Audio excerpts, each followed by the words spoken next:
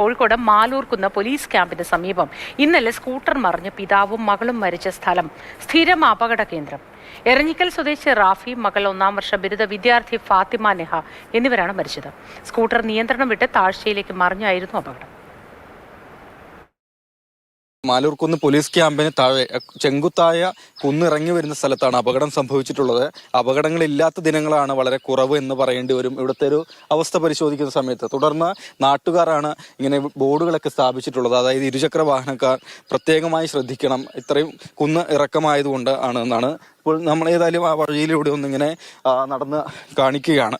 കാരണം നേരെ, അതായത് വലിയൊരു ഇറക്കം തന്നെയാണ്. അത് ഇറങ്ങി വന്ന് നേരെ ഒരു വളവിലേക്ക് കൂടിയാണ്. അപ്പോൾ ഇവിടെ ഡിവൈഡർ ഉണ്ട്, ഒരു സംരക്ഷണ ഭിത്തി ഉണ്ട്, പക്ഷെ അത് പൂർണ്ണമല്ല.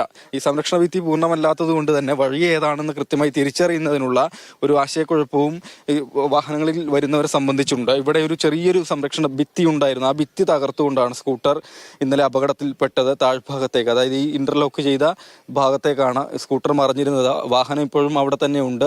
മരിച്ചുപോയി, പെട്ടെന്ന് തന്നെ മരിച്ചുപോയി. നമുക്കൊന്നും ചെയ്യാൻ പറ്റുന്നില്ല വെച്ചാൽ ആൾക്ക് ജീവനില്ല. ഞാൻ വന്ന് നോക്കുമ്പോഴേക്ക് അപകടം കേട്ട് ഒച്ച കേട്ട് വന്ന് നോക്കുമ്പോഴേക്ക് ആൾക്ക് ജീവനില്ല. അടിച്ച് തലയടിച്ച് രണ്ടും ബ്ലഡ് വല്ലാണ്ട് ഒഴുകി. ഇത് ലാസ്റ്റാണ് ഇന്നലെ സംഭവിച്ചത്. അതിന് മുന്നേ ഒരു സ്ത്രീ, അതുകൂടാതെ 3 ചെറുപ്പക്കാർ ആ ഇതിൻ്റെ മുകളിൽ, ആ ബിൽഡിങ്ങിൻ്റെ മുകളിലേക്ക് തെറിച്ചു വീണ്. അതിലൊരാൾക്ക് ഇപ്പോഴും മാസങ്ങളായിട്ടും ഇപ്പോൾ എഴുന്നേറ്റ് നടക്കാൻ പറ്റാത്ത അവസ്ഥയാണ്. സ്ത്രീ അന്നേരം തന്നെ മരിച്ചുപോയി. അവരും ആ ബിൽഡിങ്ങിൻ്റെ മുകളിലേക്ക് തെറിച്ചു വീണ് അവിടെ തന്നെ അടിച്ച് അന്നേരം തന്നെ അവരെ ഒന്നും ചെയ്യാൻ പറ്റിയില്ല. അവിടെയും കൂടെ നല്ല ബാരിക്കേഡ് സ്ഥാപിച്ച് ഒരു സംരക്ഷണ ഭിത്തി ഉണ്ടാക്കണം എന്നുള്ളതിനാണ്. ബാരിക്കേഡ് സ്ഥാപിക്കുന്ന സമയത്ത് ആ ചെറിയ ഏരിയ മാത്രം PWD ഒഴിവാക്കിയെന്നാണ് പറഞ്ഞത്. PWD അല്ലത്, അത് PWD ആയിട്ടൊരു ബന്ധമില്ല. അയാൾക്ക് വേണ്ടി തൽക്കാലം അവിടെ കെട്ടിയെന്ന് മാത്രമേ ഉള്ളൂ. PWD റോഡാണ്, അതിനെ അത് എൻക്രോച്ച് ചെയ്ത് വെച്ചിരിക്കുകയാണ്. ഇപ്പോൾ വിഷമം തോന്നുക കണ്ടിട്ട്, കുട്ടി കിടക്കുന്ന കണ്ടിട്ട്. എന്താ പറയണ്ടേ, ഇയാളത് അന്നേ സമ്മതിച്ചിട്ടുണ്ടെങ്കിൽ ഇതിലും നല്ല കെട്ടിയിട്ട് എനിക്ക് ചെയ്തു തരണം എന്ന് നിങ്ങൾ പറയണം എല്ലാരോടും. എനിക്ക് അത്രേ പറയാനുള്ളൂ. എനിക്ക് ഡിവൈഡർ നീട്ടിയിട്ട് നല്ല കട്ടാക്കി കെട്ടി തന്നിട്ട് ഞങ്ങളെല്ലാം അത്രയും വിഷമിച്ചിട്ട് പറയാം.